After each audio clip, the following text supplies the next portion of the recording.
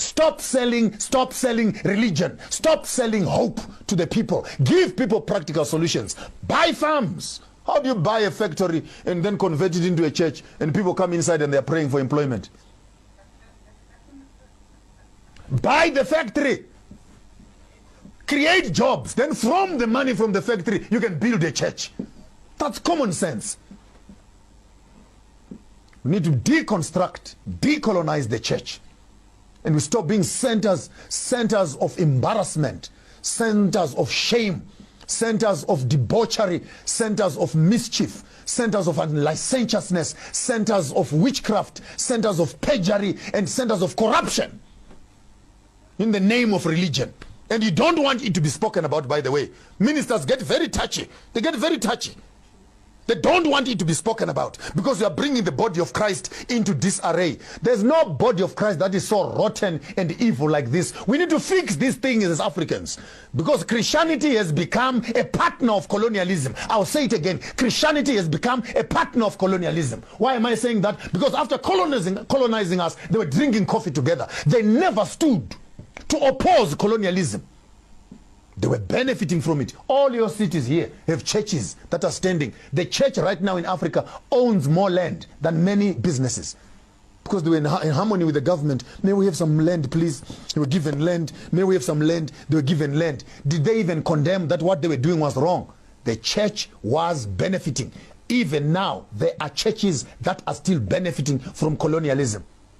I'm not ashamed to say this. Even the church that I come from, my own church, is still running on the lines of segregation. Whites worship alone, blacks worship alone. We cannot even unite because of racism. The racism, is it biblical? No, it's not biblical.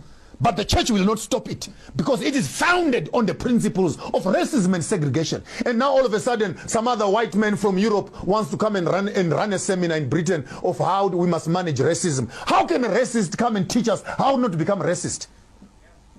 How can a colonizer come and tell us how to decolonize ourselves? How do you have a conversation with yourself as an abuser of the system? Now you want to come and tell people how to manage and tolerate abuse. How can you be so narcissistic as an organization that you become so insensitive to the needs of the people that it is a conversation by yourself? You colonize the black people. You abuse the black people. You come around a few days later. You want to help the black people to tolerate and manage the colonialism that you gave to them. Are you okay in your head? When you finish abusing a person, when a person is abused, the most horrible thing you can do after raping someone is, oh, let me help you to clean up. Please, leave me alone. You've done what you wanted to do. Can you just get away from here?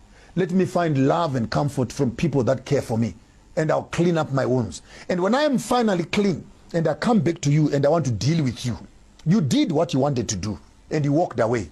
When I come back and I do to you what I want to do, you don't have the right of telling me what to do and what not to do. This is where colonialism and politics fail to understand.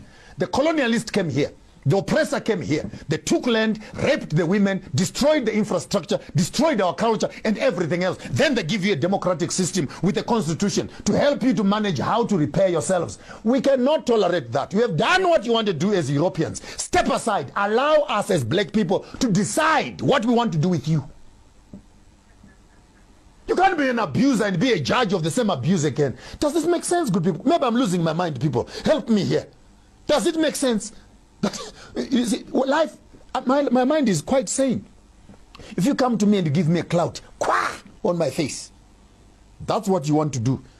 Me, I don't have energy to waste. We're now in Shapekampama, and you are done. Me, I'll just go behind me and take a stone. Because you can never judge how a person you have abused must react to your abuse.